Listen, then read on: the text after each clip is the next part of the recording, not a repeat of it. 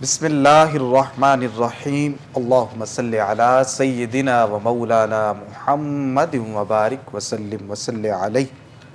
السلام علیکم ناظرین، پروگرام حی علی الفلاح میں خوش آمدید، اور میں ہوں آپ کا میزبان سید زین الرضا۔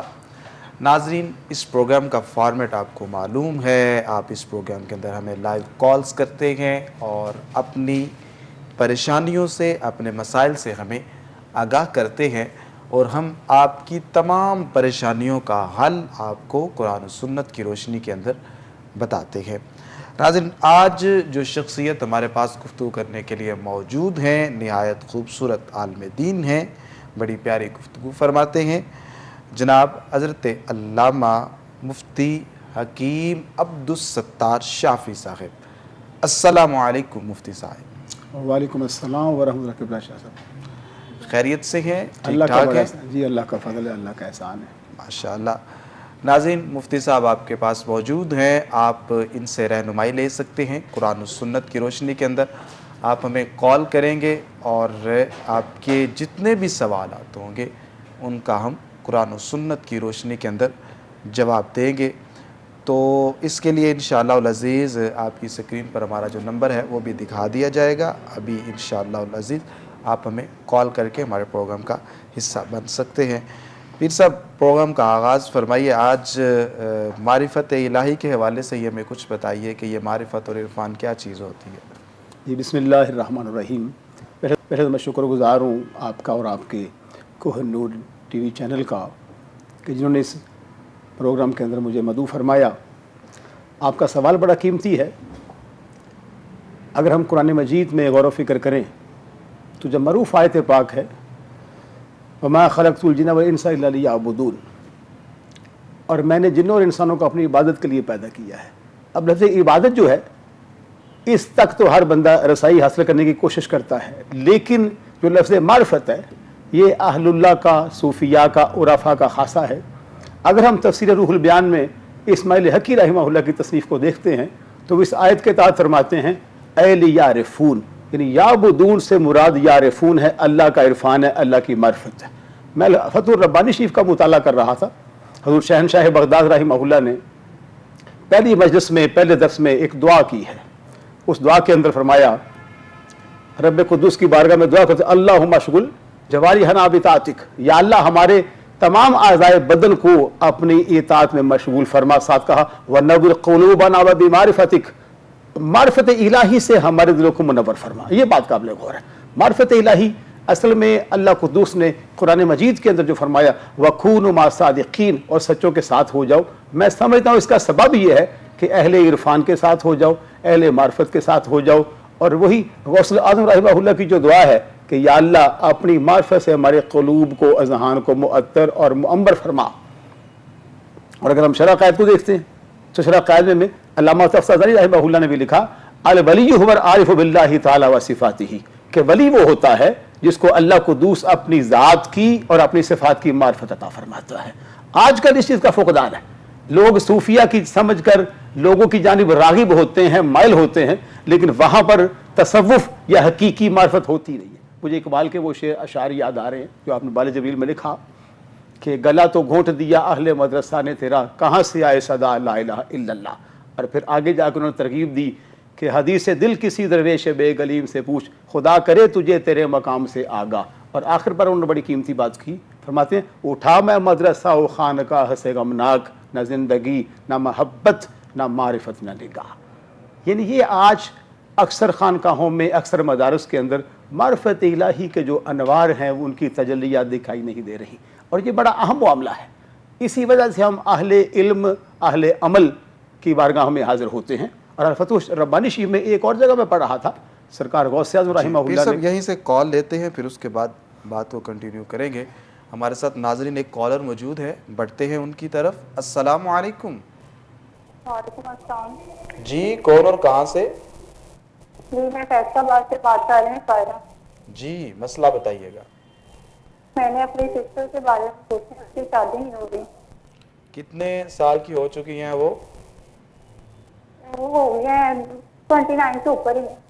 29 سے پہلے ان کی شادی ہو چکی ہے یا پہلی شادی کے لیے آپ پوچھ رہی ہیں؟ شادی شادی کے لیے نا کوئی رشتہ گھر آ ہی نہیں رہا.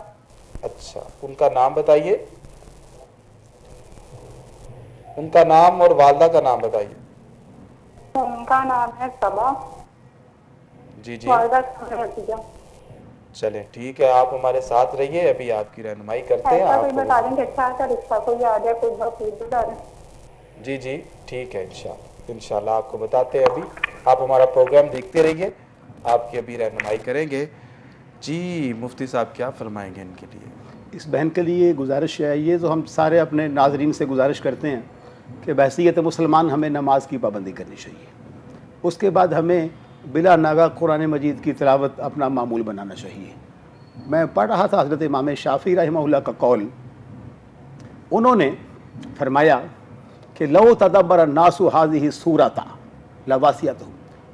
یہ سورہ عصر کے فضائل بیان کرتے ہوئے آپ نے اتنا جملہ کہا جس کا مفہوم یہ بنتا ہے کہ اگر لوگ صرف اس ایک صورت میں غور کر لیں تو فلاح دارین اللہ انہیں عطا کر دے. سبحان اللہ. یعنی اللہ کا یہ کلام جس میں 114 صورتیں ہیں، امام شافعی رحمہ اللہ جو ائمہ مجتہدین میں سے ایک امام ہیں، انہوں نے یہ سمجھا اور یہ سیکھا کہ سورہ عصر کی اتنی شان ہے تو پورے قرآن کی کتنی شان ہوگی. سبحان اللہ. اور طبرانی شریف میں موجود ہے جب بھی دو صحابہ آپس میں وظیفہ کمپلیٹ کرتے ہیں.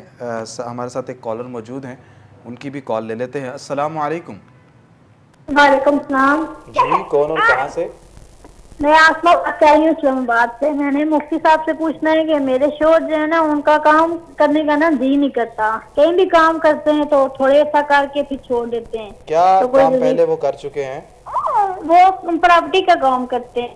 پراپرٹی کا کام کرتے ہیں. کتنی دیر ہو ہاں، چکی ہے شادی کو؟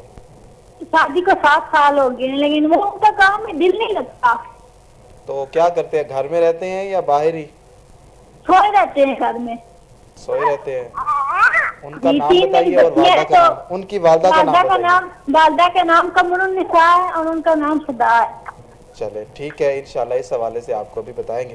پھر سب پہلے شادی کے حوالے سے جو آپ وظیفہ بتا رہے تھے، ہماری بہن نے پوچھا تھا، وہ کمپلیٹ فرما لیجئے اور پھر ساتھ ان کا بھی بتا دیجیے. میں عرض کر رہا تھا کہ جب بھی دو صحابہ آپس میں ملتے تو وہ جدا ہونے سے پہلے سورہ عصر کی تلاوت کرتے. حالانکہ وہ خوش نصیب لوگ تھے جن کو اللہ تعالیٰ نے آقا علیہ السلام کی زیارت عطا فرما کر شرف صحابیت عطا فرمایا تھا. آج کل بہت سارے لوگ نماز کو ترک کرنے کی وجہ سے، قرآن کی تلاوت کو ترک کرنے کی وجہ سے مشکلات کا شکار ہوتے ہیں. بہرحال جس بہن نے پوچھا ان کی خدمت میں یہ گزارش ہے کہ وہ 313 مرتبہ آیت الکرسی اپنا معمول بنا لیں، ایک وقت مقرر کر لیں، باقاعدگی سے پڑھیں، اور ہم دعا گو ہیں اللہ کریم اپنا فضل فرمائے گا کہ ان کا جو معاملہ ہے وہ بہت جلد حل ہو جائے گا انشاءاللہ. ایک اور ہمارے ساتھ کالر موجود ہیں، بڑھتے ہیں ان کی طرف. السلام علیکم. السلام علیکم. وعلیکم السلام. جی کون اور کہاں سے؟ میں بات آ رہا ہوں. آپ کی آواز کٹ رہی ہے، دوبارہ میں بتائیے. لوہاری جی جی، آپ کا نام کیا ہے؟ لوہاری. ٹھیک ہے، مسئلہ بتائیے. میں برانڈی کا کام بہت آتا ہے، میرا دل کرتا میں آپ کی آواز پھر کٹ رہی ہے. یہ اس حوالے سے ہماری رہنمائی فرما دیجیے گا. PCR سے گزارش ہے کہ ان کا جو مسئلہ تھا اگر آپ سمجھ چکے ہیں تو ہمیں پہنچا دیجیے. بہرحال آپ وہ کام کے حوالے سے وظیفہ ان کو بتا دیجیے. وہ جس بھائی کا کام کرنے کو دل نہیں کر رہا. ہاں بالکل. دیکھیں بات یہ ہے، بحیثیت مسلمان جب بندہ شادی کرتا ہے تو اس کی بیوی اور بچوں کا جو نان و نفقہ ہے اس نے شریعت مطہرہ اس کے ذمہ لگا رکھا ہے. ٹھیک ہے، اس کی ذمہ داری ہر حال میں ہم نے نبھانی ہے. اگر ہم اس میں کوتاہی کرتے ہیں، غفلت کرتے ہیں تو معاشر کے میدان میں اللہ قدوس کی بارگاہ میں پیش ہوں گے، ہم سے یہ سوال کیا جائے گا. تو یہ نہ ہو کہ ہم اس کی گرفت میں آ جائیں. اور اگر وہ دن میں سوئے رہتے ہیں تو دیکھنا یہ ہوگا کہ رات کو جاگتے تو نہیں. ٹھیک ہے، لازمی بات ہے کہ انسان کی نیند کم و بیش 24 گھنٹوں میں 8 گھنٹے ہوتی ہے. تو یہ بہن اگر وہ دن کو سوتے ہیں رات کو جاگتے ہیں تو ان کے سونے کے معمول کو بہتر کریں کہ رات کو آرام کریں، دن کو وہ اپنا معمول بنائیں کام کا. بہرحال اگر ان کا کام کرنے کو دل نہیں کرتا تو وہ مغرب کی نماز کے بعد اللہ قدوس کے اسماء میں سے یا وہابو 70 مرتبہ باقاعدگی سے پڑھیں. بفضلہ ہی تعالیٰ ان کا کام کرنے کو دل بھی کرے گا اور ان کے رزق میں اللہ پاک برکت بھی فرمائے گا. اور سونے پہ سہاگا کرنے کے لیے نماز عشاء کے بعد سورہ جمعہ شریف کو اپنا معمول بنا لیں، انشاءاللہ اللہ رزق کے دروازے کھول دے گا. ماشاءاللہ، بڑا آپ نے ڈیٹیل کے ساتھ یہ وظیفہ بتایا ہے. محترمہ، یہ وظیفہ جو ہے اپنے شوہر سے کہیے کہ وہ پڑھیں تاکہ اللہ رب العزت کرم فرمائے اور برکتیں نازل ہوں اور ان کا کام کرنے کو دل کرے۔ پیر صاحب ایک تجویز تو یہ ہے کہ یہ جو کام کرتے ہیں، لیکن اگر ان کا کام کے اندر لاس ہوا ہوگا، ہو سکتا ہے کہ ایک نفسیاتی مسائل بن جاتے ہیں کہ آپ کا کام اچھا نہیں چلتا، تو آپ پھر دل آپ کا جو ہے وہ مایوس ہو جاتا ہے اور ایسی آپ کی کیفیت بن جاتی ہے کہ آپ کام کے قریب نہیں جاتے۔ تو کیا آپ یہ مشورہ دیتے ہیں کہ کسی اور کام کی طرف بھی انہیں رخ کرنا چاہیے، مطلب کہ اگر پراپرٹی کا کام نہیں چلتا تو کسی اور کام کی طرف یہ شمولیت اختیار کر لیں؟ اس حوالے سے آپ کی کیا رائے ہے، یا جو انہوں نے نام بتایا ہے اس کے مناسبت سے آپ کیا مشورہ دیں گے ان کو؟ نام کیا بتایا گیا؟ فدا؟ جی بہرحال اصول تو یہ ہوتا ہے کہ ہمیں بحیثیت مسلمان ہر کام سے پہلے استخارہ کر لینا چاہیے۔ ٹھیک ہے، اس میں بہت ساری برکات شامل ہیں، ٹھیک ہے۔ تو بعض اوقات اللہ توکل پہ اگر کام شروع کیا جائے تو ظاہر ہے ہر مارکیٹ میں ہر چیز کا رجحان ہوتا ہے۔ آج کل پراپرٹی کا کام جب مجموعی طور پر ہے وہ دیکھا جا رہا ہے کہ وہ اتنا اچھا نہیں ہے، لیکن دنیا میں رہنے کے لیے یہ عالم اسباب ہے۔ جو چھوٹا ڈیلر ہے آج کے دور میں وہ تو بالکل یہ فائدہ نہیں اٹھا رہا، کوئی بڑے لوگ جو ہیں وہ شاید فائدہ اٹھا رہے ہوں، لیکن اوورآل ہمیں دیکھنے کو ملتا جی ہے ہاں، کہ اس میں کوئی ایسا آج کل یہ کاروبار ڈاؤن ہے۔ جی ہاں، تو میرے خیال میں اس متبادل ہی شروع کوئی کرنا اس طرح متبادل وہ کام دیکھ لیں جس ہنر یا کو وہ جانتے ہیں، ٹھیک ہے، اس میں اپنا وہ کچھ وقت صرف کر لیں اور شام کے وقت کو 2-4 گھنٹے اپنے دفتر کو دے دیں تاکہ ان کے دونوں کام چلتے رہیں۔ یہ ان کے لیے میری تجویز زیادہ، ان کو اگر اس پہ فالو کر لیتے ہیں تو انشاءاللہ العزیز، کیونکہ انسان جب رزق کے لیے تگ و دو کرتا ہے، کسی کام نیک کام کے لیے تگ و دو کرتا ہے، الکاسب حبیب اللہ نا جی، کسب کرنے والا اللہ کا دوست ہے، تو جب بندہ نیکی کے کام کے لیے آگے بڑھتا ہے تو اللہ کی مدد اس کے شامل حال ہو جاتی ہے۔ جو بخاری شریف کی حدیث کا مفہوم ہے کہ جو بندہ میرا ذکر تنہا کرتا ہے میں اس کا ذکر تنہا کرتا ہوں، جو محفل میں کرتا ہوں ہے میں اس کا ذکر یعنی مالا اعلیٰ کی محفل میں کرتا ہوں، اور جو بندہ میری جانب تھوڑا سا چل کے آتا ہے میں اس کی جانب زیادہ چل کے جاتا ہوں، یا جو میری جانب چل کے آتا ہے میں اپنی شان قدرت کے لائق اس کی جانب دوڑ کے جاتا ہوں۔ کیا بات ہے، تو یہ تو ہمیں اللہ کی رحمتیں سمیٹنے کے لیے ہمت کرنا پڑے گی، ماشاء ادھر متوجہ ہونا پڑے گا۔ ایک اور کالر ہمارے ساتھ موجود ہیں، بڑھتے ہیں ان کی طرف۔ السلام علیکم۔ وعلیکم السلام، میں عبد الجبار بات کر رہا ہوں جی کہاں سے؟ میری کپڑے کی دکان ہے، میری دکان میں بیٹھنے کا جی بھی نہیں کرتا، ادھر سے کام پہ ڈیلی جاتا ہوں، نہ گاہک آتا ہے نہ دکان پہ بیٹھنے کو جی کرتا ہے۔ اچھا چلیں آپ ایسا کریے، اپنی والدہ کا نام بتائیے۔ میری والدہ کا نام رحمت بیوی۔ اچھا کام آپ کا ویسے اچھا چل رہا ہے؟ کام نہیں چل رہا، بالکل ہی کام نہیں چل رہا، کام نہ دکان پہ بالکل نہیں چل بیٹھنا رہا، ہے۔ چلیں ٹھیک ہے جی۔ ٹھیک ہے، آپ کو بتاتے ہیں۔ جی مفتی صاحب کیا فرمائیں گے ان کے لیے؟ ایک تو ان کا کام اچھا نہیں چل رہا، دوسرا یہ ہے کہ ان کا کام کرنے کو دل نہیں کرتا۔ کیا آپ یہ سمجھتے ہیں کہ ان کا کام کرنے کو دل نہیں کرتا تو کام نہیں چلتا، یا پھر کوئی اور وجہ ہو سکتی ہے، یا کسی نے تعویذ وغیرہ کی ہے؟ اصل میں بات یہ ہے کہ کام کرنا بھی ایک عبادت ہے، جی ٹھیک ہے، اور کوئی بھی آپ نیکی کریں چھوٹی یا بڑی ہو تو شیطانی طاقتیں رکاوٹ کا باعث بنتی ہیں، ٹھیک ہے۔ انسان جب اپنی ذمہ داری کو نبھانے کا پختہ ارادہ کرے تو اللہ اس کی مدد فرماتا ہے۔ اب جو انہوں نے کپڑے کا کاروبار شروع کیا یہ تو امام ابو حنیفہ رحمہ اللہ کا طریقہ ہے، ان کی سنت بھی ہے، ٹھیک ہے۔ تو آپ اپنی دکان پہ وقت دیں، آپ نماز پنجگانہ کی باقاعدگی کے ساتھ اپنا معمول بنائیں، قرآن کی تلاوت کریں، ان کا نام ناصر ہے۔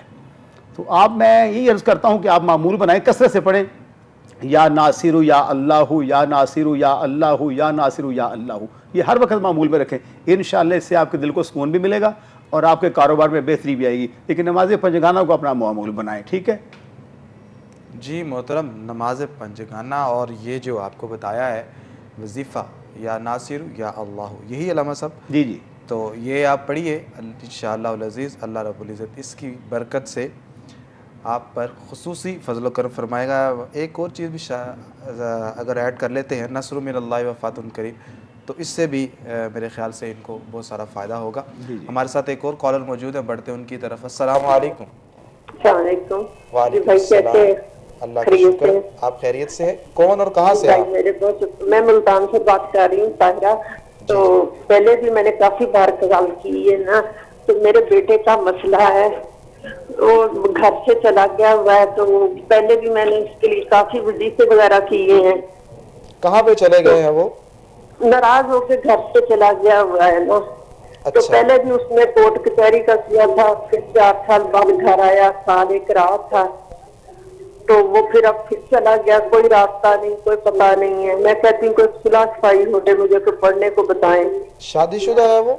نہیں شادی نہیں کی ہے, عمر بھی 40 سال ہے اس کی, نہ ہماری مرضی سے کرتا ہے نہ اپنی مرضی سے کی ہے, پڑھا لکھا ہے ٹھیک اچھا, کیا ٹھاک پڑھے ہوئے ہے. ہیں وہ؟ اس نے ٹیکسٹائل انجینئرنگ کی ہے تو اچھی جاب بھی ہے, باقی بہن بھائیوں کی بھی شادیاں ہوئی ہیں, لیکن یہ کوئی کہنا آپ نہیں کو اس سے مانا. قبل جو وظیفہ پڑھنے کے لیے بتایا گیا تھا, اگر آپ نے کال کی تھی جی تو وہ کیا پڑھنے کے لیے بتایا گیا تھا؟ مجھے پہلے یہ بتایا گیا تھا سورۃ بطینی پڑھنی ہے نا, تو کتنی وہ تعداد کافی, میں؟ وہ بطینی میں نے جانا 111 بار پڑھی ہے نا, 111 بار. اس ٹھیک ہے, کے علاوہ سورۃ والضحیٰ مجھے بتائی تھی کہ وہ بھی میں نے کافی دن 11 دن پڑھی ہے نا, مطلب لاتعداد تک. ٹھیک ہے, لیکن تو کوئی آپ مجھے نے وہ وہ نہیں تعداد سمجھ. پوری کی ہے جو آپ کو بتائی گئی تھی؟ جی ہاں, میں نے یہ سورۃ والضحیٰ جو وہ 11 دن کہی تھی وہ بھی پڑھی ہے. ٹھیک ہے, تو چلو بس اسی طرح ہی چلتا ہے. مجھے کوئی ایسا لفظ بتا دے, کیونکہ میں تھوڑا ذرا بی پی کا بھی مسئلہ ہے, بہت لمبا نہ چھوٹا ہو, پڑھ سکتی ہوں 24 چلیں گھنٹے. چلو میرا انشاءاللہ. یہ ہے کہ وہ صلح صفائی کرے, گھر آئے, شادی کرے, اپنا گھر بنائے. ٹھیک ہے, آپ باقی میرا اور کوئی ابھی بات آپ کو بتاتے ہیں, آپ ہمارا پروگرام دیکھتے رہیے جی. انشاءاللہ ابھی رہنمائی کریں گے. جی مفتی صاحب کیا فرمائیں گے ہماری اس ماں کے بہن کے لیے یہ میں گزارش کرتا ہوں کہ یہ 119 مرتبہ یا حفیظ جو اللہ کا نام ہے اس کو ایک بار روز پڑھیں, ٹھیک ہے, اور دن میں چلتے پھرتے جہاں بھی اس کو وقت ملے, یا عزیز ہو یا ودود ہو, یا عزیز ہو یا ودود ہو, ٹھیک ہے. لیکن جو لفظ عزیز اور ودود ہے اس کا تلفظ صحیح ادا کرنا ضروری ہے. اگر تو یہ قاریاں ہیں تو ٹھیک ہے, ورنہ کسی قاریہ صاحب سے یا کسی قاری صاحب سے پہلے 2-3 بار سنا کے یہ صحیح تلفظ کی ادائیگی کر لیں, اس کے بعد انشاءاللہ العزیز ان کو فائدہ ہوگا. بہت سارے ذکر اس لیے فائدہ نہیں دیتے کہ ہم اس کے تلفظ کی ادائیگی پہ قدرت نہیں رکھتے, ٹھیک ہے. تو اگر آپ نے اللہ کا نام صحیح لیا تو پھر میرا اللہ اتنا مہربان ہے, وہ آپ کو مالا مال فرما دے گا انشاءاللہ. محترمہ پریشان ہونے کی بات نہیں ہے, آپ کو یہ جو وظیفہ بتایا ہے آپ یہ باقاعدگی کے ساتھ پڑھیے, اور تلفظ آپ کا جو جس طرف مفتی صاحب نے زور دیا ہے, آپ کا تلفظ ٹھیک ہونا چاہیے, آپ نے صحیح طریقے سے اس کو پڑھنا ہے, اور کوشش کرنی ہے کہ اس کو اپنی زندگی کا معمول بنائیں. باقی اللہ رب العزت کی بارگاہ میں دعا کرتے رہیں, اللہ رب العزت فضل فرمائے گا اپنی رحمت سے اور اپنے کرم سے, وہ آپ کے بچے کو آپ سے ملوا دے گا, اور جو درمیان میں اختلافات ہیں یا پریشانی ہے وہ بھی اللہ رب العزت ان کو دور فرما دے گا. پیر صاحب اولاد کے لیے آپ کیا نصیحت فرمائیں گے کہ اس عمر کے اندر والدین کے ساتھ ایسا سلوک کرنا, والدین کے ساتھ ناراض ہونا, یہ کیا سمجھتے ہیں کہ قرآن یا حدیث اس حوالے سے کیا بتاتی ہے؟ ایک رسپا کا مفہوم میں عرض کر دیتا ہوں, اللہ پاک اپنی پناہ میں رکھے. نبی مکرم علیہ السلام کا فرمان ہے کہ اللہ تعالیٰ نے ہر گناہ کی سزا کے لیے آخرت کا وقت مقرر کر رکھا ہے. ہر گناہ گار کو گناہ کی سزا آخرت میں دی جائے گی, لیکن جو لوگ والدین کی نافرمانی کرتے ہیں انہیں اللہ کریم دنیا میں بھی سزا دیتا ہے. اللہ اکبر. مفتی صاحب یہیں پر ہمارے ساتھ ایک کالر موجود ہیں, ان کی طرف چلتے ہیں. السلام علیکم. وعلیکم السلام. جی جی کون اور کہاں سے؟ سر لاہور سے ہی ہے. سر اگر بچہ کوئی بیوی نہ لڑ کے جذبات جان کے کوئی لفظ کہہ دینا, آگ سارا بنتا یا طلاق ہو جائے گی؟ مجھے اپنا نام بتائیے پہلے. اصغر جی. اچھا, انہوں نے کیا بولا ہے اپنی بیوی کو؟ انہوں نے آپ 3 دفعہ کہہ بیٹھے نے کو طلاق دیتی, طلاق دیتی. چلیں ٹھیک ہے, ٹھیک ہے, آپ ہمارے ساتھ رہیے, ابھی آپ کو بتاتے ہیں. جی مفتی صاحب, اگر یہ صورتحال ہو کہ کوئی شوہر اپنی بیوی کو 3 مرتبہ یہ کہہ دے میں نے تمہیں طلاق دی, طلاق دی, طلاق بھی کہہ دے, یا میں نے تمہیں طلاق دی, میں نے تمہیں طلاق دی, یا طلاق دی, طلاق دی, طلاق دی, تو اس صورت کے اندر کیا طلاق واقع ہو جاتی ہے؟ اگر طلاق واقع ہو جاتی ہے تو کتنی طلاقیں واقع ہوتی ہیں؟ دیکھیں, جو سائل ہم سے مسئلہ پوچھنے کی خدمت یہ گزارش ہے کہ ایسی صورت میں یقیناً طلاق واقع ہو جاتی ہے, ٹھیک ہے. تو بہتر یہ ہے کہ آپ اپنی تسلی کے لیے اس بیٹے جس نے یہ جملے کہیں پھر ایک بار دہرا لیں, اور اس کے لیے آپ ایک تحریر لکھ لیں اور قریب کسی جامعہ سے آپ اس کا فتویٰ لے لیں. پر مسئلہ ہم نے آپ کو عرض کر دیا ہے, کیونکہ بعض اوقات الفاظ کا فرق ہوتا ہے, کیفیت کا فرق ہوتا ہے, نوعیت کا فرق ہوتا ہے, ٹھیک ہے. تو اصل میں ان کو بھائی صاحب کو بٹھایا جائے اور ان سے یہ بات کی جائے کہ ایز اے مسلم ہم جو جملے کہیں ہیں وہ اب اس کو تحریر لکھ لیں, ٹھیک ہے.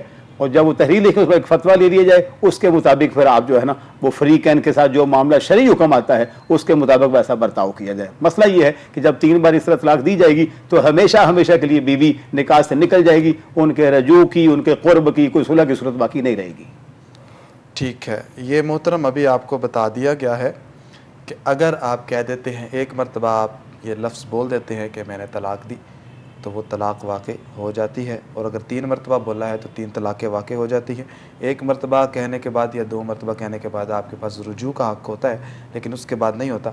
بہرحال یہ جو آپ کو مشورہ دیا گیا ہے، آپ خود وہاں پر جس نے یہ لفظ بولے ہیں وہ، اور آپ جو آپ میں جو بڑے ہیں وہ لے کر کسی بڑے ادارے کے اندر جائیں، کسی اچھے ادارے کے اندر جو معتمد ادارہ ہے وہاں پر جائیں اور ساری صورتحال ان کے سامنے رکھیں۔ پھر وہ جو فتویٰ آپ کے سامنے رکھیں گے تو اس کے مطابق آپ نے جو ہے وہ عمل کرنا ہے، اور کوشش کرنی ہے کہ ظلم نہ کریں آپ اپنے اوپر یا کسی اور کے اوپر، اور اس طرح کے معاملات میں احتیاط کی ضرورت ہے۔ کوشش کرنی چاہیے کہ اپنے آپ کو اس طرح کے حساس معاملات میں علماء کے ساتھ رجوع کر کے جو ہے وہ معاملے کو سلجھانا چاہیے۔ تو علماء کے ساتھ رجوع کریے، اللہ رب العزت آپ کے لیے، آپ کے بیٹے کے لیے ڈھیروں برکتیں عطا فرمائے، ڈھیروں جو اپنی رحمتیں ہیں وہ عطا فرمائے، اور آپ کو پریشانیوں سے محفوظ فرمائے۔ مفتی صاحب، ایک حدیث پاک ابھی والدین کے حوالے سے جو آپ نے بتائی ہے، میرے تو رونگٹے کھڑے ہو گئے کہ والدین کے بارے میں سرکار دو عالم صلی اللہ علیہ وسلم نے اس قدر جو ہے وہ تنبیہ فرمائی ہے اور اس قدر وعید نازل فرمائی ہے۔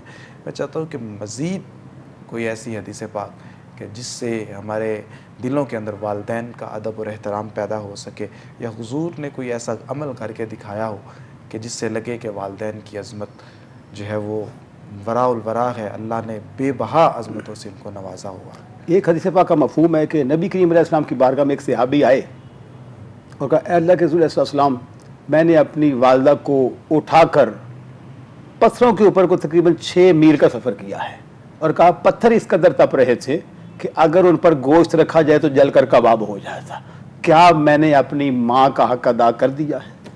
نبی مکرم نے اس نے فرمایا، ابھی تو نے اس کے پیدا کرتے وقت جو اس کو درد ہوئے تھے ایک درد کا حق بھی ادا نہیں کیا۔ اگر ہم بخاری شریف کو اٹھائیں تو عبداللہ بن مسعود نے آقا علیہ السلام کی بارگاہ میں جب سوال کیا تھا کہ اللہ تعالیٰ کی بارگاہ کا کوئی پسندیدہ عمل ارشاد فرمائیے، کوئی ایسا عمل بتائیے جو اللہ کی بارگاہ میں بڑا محبوب ہو۔ سب سے پہلے آقا علیہ السلام نے فرمایا الصلاۃ علی وقتہا، پہلی بات یہ کہ نماز وقت مقررہ پر پڑھ لی جائے۔ جب انہوں نے دوبارہ کہا ثم ایّن، تو فرمایا وبر الوالدین، اپنے والدین سے حسن سلوک کرنا۔ یعنی آقا علیہ السلام نے اس عمل کو اللہ تعالیٰ کے محبوب اعمال میں سے بیان فرمایا ہے۔ اور ایک حدیث پاک کا مفہوم ہے کہ کسی صحابی نے آقا علیہ السلام سے پوچھا کہ میرے والدین کا میرے لیے کیا مقام اور مرتبہ ہے، تو ارشاد فرمایا تیرے والدین تیرے لیے جنت بھی ہیں اور دوزخ بھی، یعنی ہما نارک و جنتک، یا ہما جنتک و نارک، وہ تیرے لیے جنت بھی ہیں اور دوزخ بھی ہیں۔ مطلب یہ ہے اگر تم کی خدمت کر لیتا ہے تو اللہ تعالیٰ تجھے جنت عطا فرمائے گا، اور اگر تم کی خدمت سے محروم رہتا ہے تو یہ عمل تجھے دوزخ میں لے کے جا سکتا ہے۔ اور والدین کی شان حدیث پاک کا مفہوم ہے، میرے کریم آقا علیہ السلام فرماتے ہیں کہ ماں اور باپ کے چہرے کی جانب جب اولاد نیک نیتی سے، حسن عقیدت سے، بلکہ محبت کی نظر سے دیکھتی ہے تو اللہ تعالیٰ اسے حج مقبول کا ثواب عطا فرماتا ہے۔ تو اس پر صحابی نے عرض کیا یا رسول اللہ، اگر یہ عمل کو دن میں 100 بار کرے، فرمایا اگر کوئی 100 بار کرے گا، اللہ قدوس کبریا ہے، اللہ قدوس بڑی شانوں والا ہے، تم اگر 100 مرتبہ یہ کام کرتے ہو تو اللہ تمہیں 100 حج کا ہی ثواب عطا فرما دیا۔ سبحان اللہ۔ تو ماشاءاللہ اس قدر اللہ رب العزت اپنے محبوب کے صدقے والدین کو شانوں سے نوازتا ہے بے شک کہ بچہ اگر محبت کے ساتھ اپنے والدین کی زیارت کرے تو اسے مقبول حج کا ثواب ملتا ہے۔ جی بے شک۔ ناظرین، آپ وظائف کے لیے رجوع کرتے ہیں، والدین سے دعائیں بھی لیا کریں۔ آپ کے لیے والدین کی دعائیں یہ بہت اہم ہیں۔ آپ کے سب سے بڑے پیر و مرشد جو ہیں وہ آپ کے والدین ہیں۔ والدین کی عزت کریں، والدین کا احترام کریں، کوشش کریں کہ والدین کے دل سے آپ کے لیے ہر لمحہ، وہ دعا ضرور دیتے ہیں لیکن آپ دعائیں لیں، آپ کے عمل ایسے ہونے چاہیے، آپ کی جو سیرت ہے، آپ کا جو کردار ہے وہ ایسا ہونا چاہیے کہ والدین کی آنکھوں کی ٹھنڈک کا سبب بنے، ان کے دل کے سکون کا سبب بنے، صاحب کہ وہ پریشان ہو آپ سے. جی صاحب تفسیر مظہری رحمہ اللہ نے نا کمال کے نقطے بیان فرمائے. جی انہوں نے کہا با ادب اولاد وہ ہوتی ہے جس میں 4 خوبیاں پیدا ہو جائیں. جی پہلی خوبی یہ ہے کہ جب آپ گفتگو کریں اپنے والدین کے ساتھ تو تمہاری آواز والدین کی آواز سے اونچی نہیں ہونی چاہیے. آج اس چیز کا فقدان ہے. بہت سے وقت لوگ لحاظ کرتے نہیں ہیں، ماں باپ کو ڈانٹ رہے ہوتے ہیں، پھر اللہ کی رحمت کے طلبگار یہ کیسے ہو سکتا ہے؟ تو پہلی بات یہ کہ آداب گفتگو ماں باپ سے اونچا بولنا نہیں ہے. دوسری بات یہ کہ جس نشست پر ماں یا باپ تشریف فرما ہیں ان کے برابر بیٹھنا نہیں ہے. تیسری بات یہ ہے کہ جب آپ گھر سے باہر نکلیں ماں باپ کے احترام کے پیش نظر ان کو اپنی پشت نہ کریں، جیسے ہم اپنے استاد کو یا اپنے شیخ کو پیچھا نہیں کرتے. چوتھی بات یہ ہے کہ ان کی موجودگی میں کوئی نازیبا فعل ہوا کا اخراج کرنا، ایسا کوئی کام بھی کرنا جو ہے یہ بھی سوء ادب ہے. یہ تفسیر مظہری میں لکھا ہوا ہے. تو جن کا اتنا ادب ہے کہ ان کی آواز سے اونچی آواز کرنا یہ بھی بے ادبی ہے، تو ان کی جانب پشت کرنا یہ بھی بے ادبی ہے، ان کے برابر بیٹھنا یہ بھی بے ادبی ہے. تو پھر ہم با ادب کب بنیں گے؟ اقبال نے کہا خاموش ہے دل بری محفل میں چلانا نہیں اچھا، ادب پہلا کرینہ ہے محبت کے قرینوں میں. جو با ادب ہوتا ہے وہ با مراد ہوتا ہے، جو بے ادب ہوتا ہے وہ بے مراد ہوتا ہے. جس نے ماں باپ کو راضی نہیں کیا یقیناً اس کا اللہ اس سے ناراض رہتا ہے. ماں باپ کو ناراض کر کے اگر کوئی چاہے کہ میں اللہ کا قرب پالوں، کسی ولی کی خدمت کر لوں، تو یہ بات نامناسب ہے. جیسے ابھی آپ نے بڑی کمال کی بات فرمائی کہ تمہارے گھر میں جو پیر و مرشد ہیں وہ آپ کے ماں باپ ہیں. گھر والے پیر تو ہم خفاق کریں، ناراض کریں، اور باہر والے پیر کو ہم راضی کریں، تو یہ بات اصول اسلامیہ شریعت اسلامیہ کے خلاف ہے. شریعت یہ کہتی ہے کہ ماں باپ کا بھی احترام کرو، باپ کا بھی احترام کرو، ان کو راضی کرنے کے بعد تم کیا کرو، پھر کسی اللہ کے ولی کا قرب حاصل کرو. سیدی غوث اعظم رحمہ اللہ کی اماں جان نے کتنے خلوص کے ساتھ، کتنی شفقت کے ساتھ، کتنا سراپا کرم بن کے ان کو الوداع کیا تھا. ان کے ساتھ دینار سی دیے تھے کہ جاؤ بیٹا تم اللہ کے راستے میں دین پڑھو. اور آپ کی تعلیمات، آج کل اس بات کا بھی فقدان ہے کہ تعلیمات سے ہم محروم ہیں. مجھے آپ کے الفتح ربانی شریف سے آپ کے یعنی کچھ عبارت یاد آ رہی ہے. آپ فرماتے ہیں من تقدم کان یطوفن الشرق والغرب فی طلب الاولیاء والصالحین. جو پہلے لوگ تھے وہ پھرا کرتے تھے مشرق و مغرب میں. مقصد کیا ہوتا تھا؟ فی طلب الاولیاء والصالحین. وہ نیک لوگوں کی طلب کرتے تھے، وہ صالحین کی طلب کرتے تھے. فرمایا کیوں؟ ہم اطباء القلوب والدین. یہ وہ لوگ ہیں جو دلوں کے بھی طبیب ہیں، دین کے بھی طبیب ہیں. آج تو لوگ ان سے ہمیں دور کر رہے ہیں. کوئی کہہ رہا جی بابے تو شاہی کوئی نہیں. بالکل اندازہ لگائیے. پھر سب کالر ہمارے ساتھ موجود ہیں، ان کی طرف بڑھتے ہیں. السلام علیکم. السلام علیکم. وعلیکم السلام. جی سید صاحب. جی کون ہے آپ اور کہاں سے؟ میں آپ کی بہن ہوں، وہی اکثر ماں کے لیے نا دعا کرواتی ہوں. جی آج تو بہت تڑپی ہیں وہ، بہت اور ڈرتی وہ آپ تڑپی. ہاں تکلیف میں ہیں. بس دعا کر دیں، صرف دعا کر دیں اللہ کے حضور نا. میری حالت اتنی خستہ ہے کہ میں نا بظاہر سے بھی قاصر ہوں. فی الحال میرا دماغ معاف ہو چکا ہوا ہے بالکل. والدین کس تکلیف میں مبتلا ہیں، کس پریشانی میں مبتلا ہیں؟ اللہ تعالیٰ ان کو زندگی اور تندرستی عطا فرما دے. ٹھیک ہے. والدہ کا اور نام میرے بتائیں. حال پہ بھی اللہ ترس کرے، چلے اپنا نام سارے اور گھر والوں کے حال پہ. جی اپنا نام اور والدہ کا نام بتائیے. جی میں نے کہا اپنا نام اور والدہ کا نام بھی بتا دیجئے. نور فاطمہ. میں نے اسٹیل کال کرتی رہتی ہوں. جی مجھے یاد آ رہا ہے، آپ نے ایک مرتبہ پہلے بھی کال کی تھی. اور والدہ محترمہ کا نام کیا ہے؟ ہاں میرے اچھے بھائی، ان کے لیے دعا کرتے ہیں پلیز. جی ٹھیک ہے. والدہ کا نام بتائیے.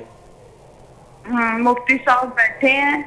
میرے خیال میں آپ تک میری آواز نہیں پہنچ رہی. ہو سکتا ہے ان کے تفوت سے شفا ہمارے گھر میں آ جائے. ٹھیک ہے ہماری صرف کی انشاءاللہ اللہ رب العزت کرم فرمائے گا. مفتی صاحب ان کے لیے خصوصی جو ہے وہ دعا فرمائیے گا. والدہ کے لیے بھی، ان کے لیے بھی، ان کے جو گھر والے ہیں ان کے لیے میں بھی درخواست کرتا ہوں کہ پروگرام کے اختتام پہ انشاءاللہ دعا کرتے ہیں. فاطمہ ہے ان کا نام. انشاءاللہ اختتام پر بھی دعا فرمائیے گا. اور ساتھ ساتھ جو ہے وہ جب کبھی آپ کو موقع ملے، جس طرح آپ دعا فرماتے رہتے ہیں، جمعہ کی نماز ہو یا اس طرح بھی دعا فرمائیے گا. یہ جتنے بھی ہمارے جو پریشان حال ہوتے ہیں، ابھی آپ پریشانیاں ان کی سماعت فرما رہے ہیں، اللہ رب العزت سب کے لیے آسانیاں پیدا فرمائے اور سب کی پریشانیوں کو دور فرمائے. تو ناظرین یہ جو پروگرام ہے ہی دعا، کیونکہ اس کے اندر آپ کو یہ جو وظائف ہوتے ہیں یہ ایک دعا کرنے کا انداز ہوتا ہے کہ آپ نے کس طرح اللہ رب العزت سے مانگنا ہے. اگر ہم اس چیز کو پیش نظر رکھیں گے اور اس انداز کو پیش نظر رکھیں گے کہ یہ اللہ رب العزت کے اندر سوال کرنے کا ایک انداز ہے کہ اگر ہم نے یہ چیز مانگنی ہے تو ہم اس انداز میں یہ سوال کریں، اگر ہم نے یہ چیز لینی ہے تو ہمیں اس انداز میں یا ان کلمات میں ہمیں اللہ رب العزت سے مانگنا چاہیے. تو یہ پیر صاحب وظائف بھی ہیں، یہ بھی ایک دعا ہی ہوتے ہیں. آپ اس حوالے سے کیا فرمائیں گے کہ جو وظائف ہے جب یہ پڑھنے ہیں تو کتنے خلوص کے ساتھ اور کتنی محبت اور عقیدت کے ساتھ پڑھنے ہیں؟ دیکھیے قبلہ بات یہ ہے کہ کوئی بھی ایک کام جب کیا جائے تو اخلاص اس کام کا تقاضا ہوتا ہے. ٹھیک ہے، اخلاص یہ ہے کہ للہیت ہو، اللہ تعالیٰ کی رضا اور خوشنودی پیش نظر ہو. پھر یہ ہے کہ آپ کے اس عمل کے اندر برکات زیادہ ہوتی ہیں. یہ ہے کہ جو بندہ اللہ کی بارگاہ میں دعا کرے اور اللہ کی بارگاہ میں مستجاب دعا بننا چاہے، اس کے لیے ہے کہ نماز کی پابندی کریے، شریعت مطہرہ کی پابندی، اور بالخصوص اس کا جو لقمہ ہے، جو رزق ہے، وہ حلال ہونا چاہیے. اس بات میں اسے احتیاط کرنی چاہیے. ٹھیک ہے، اور لوگوں کے میل جول کے معاملات میں جو حقوق اللہ، حقوق العباد ہے، اس کو پابندی کرنی چاہیے. ہر طلب ایسا کوشش کرے کہ مجھ سے کسی کی دل شکنی نہ ہو جائے تاکہ اللہ تعالیٰ کی ناراضگی کا باعث نہ بن جائے. تو اللہ تعالیٰ تو رحیم و کریم ہے، غفور الرحیم ہے. یقیناً وہی ذات اپنے بندوں کے دلوں کے رازوں کو بھی جانتی ہے. وہی ذات ہماری مشکلوں کو آسان فرمانے والی ہے. جب ہم اس کی بارگاہ میں دعا کرتے ہیں تو اللہ قدوس خوشی اور کا اظہار فرماتا ہے اور اس بات پہ راضی ہوتا ہے کہ میرا بندہ مجھے خالق حقیقی مان رہا ہے، مجھے مالک تحقیقی مان رہا ہے اور میری بارگاہ میں التجا کرتا چلا جا رہا ہے. یقیناً ایسا ہوتا ہے کہ اللہ قدوس پھر اس کی جھولی کو رحمتوں سے بھر دیتا ہے، مالا مال فرما دیتا ہے.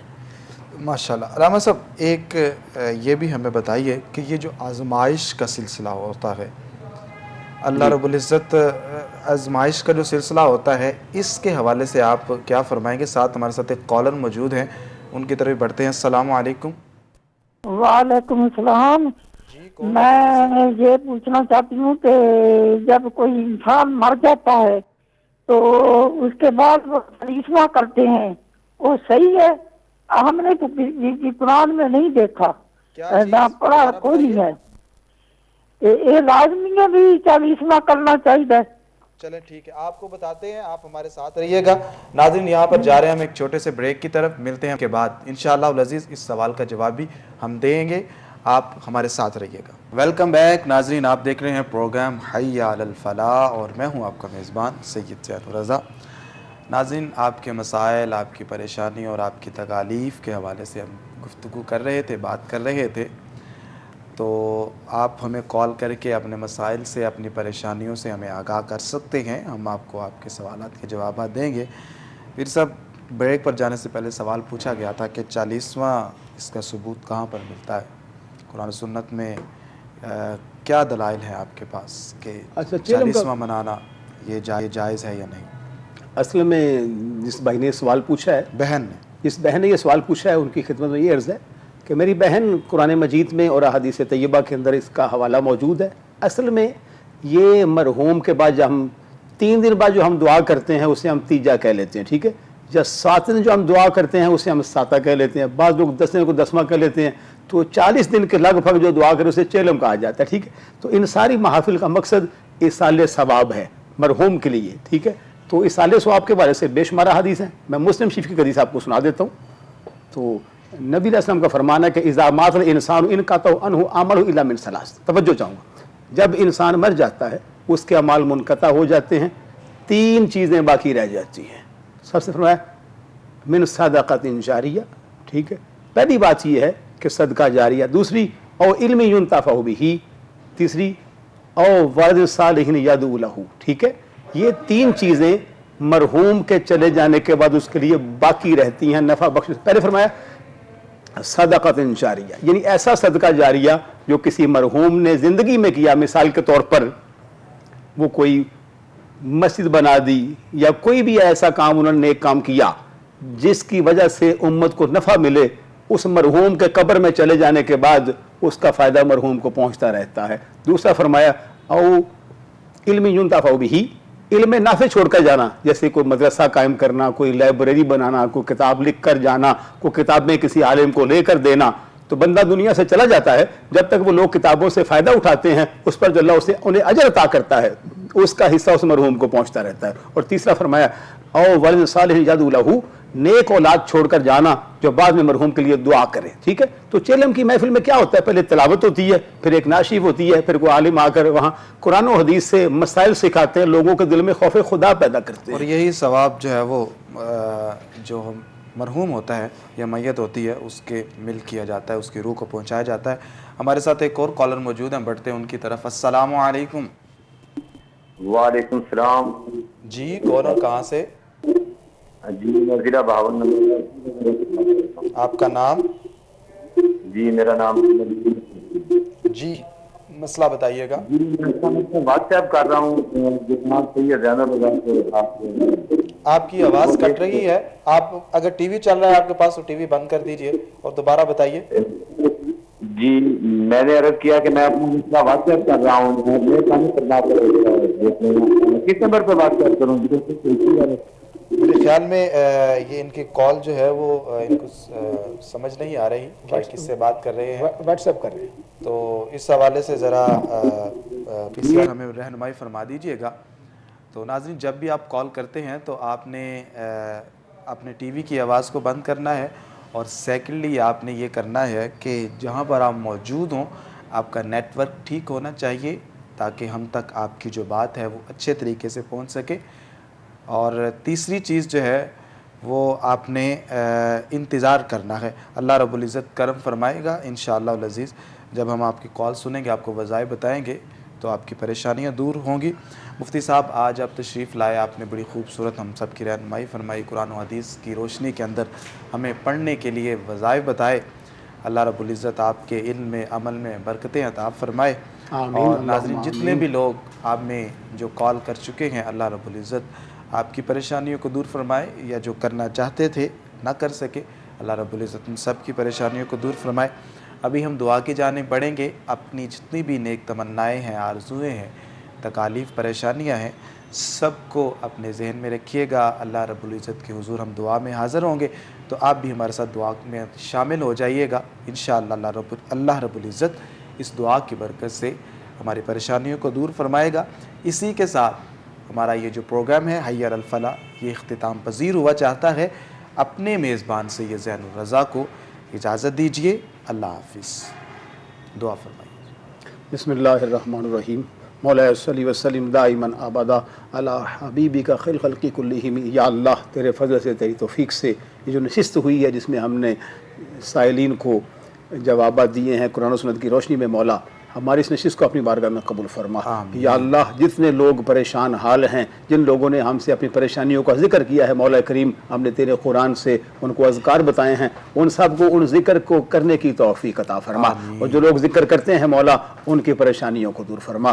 امت مسلمہ کے حال پر رحم و کرم فرما۔ مولا کریم روئے زمین پر جتنے مسلمان پریشان ہیں، وہ کشمیر ہو، برما ہو، شام ہو، فلسطین ہو، ہم تیری بارگاہ میں دعا کرتے ہیں کہ روئے زمین کے مسلمانوں کو ہر قسم کے ظلم سے، ستم سے نجات عطا فرما۔ امت مسلمہ کے حال پہ خصوصی لطف و کرم فرما، بیماروں کو شفائے کاملہ عطا فرما۔ وہ جس بہن نور فاطمہ نے کہا تھا کہ ان کی والدہ علی اور بیمار ہیں، یا اللہ جناب حضرت امام زین العابدین علیہ السلام کی عظمتوں کے طفیل تیری بارگاہ میں دعا کرتے ہیں، یا اللہ انہیں صحت کلی کی نعمت سے مالا مال فرما۔ مولا کریم ہم سب کو دین متین کے مطابق زندگی بسر کرنے کی توفیق عطا فرما۔ ہم سب کے مال میں، جان میں، عمر میں، صحت میں برکات پیدا فرما۔ جتنے بھی ناظرین اس پروگرام کو دیکھ رہے ہیں سب کے مال میں، جان میں، عمر میں، صحت میں برکات پیدا فرما۔ وصلی اللہ علی خیر خلقہ محمد و آلہ و صحبہ وبارک وسلم۔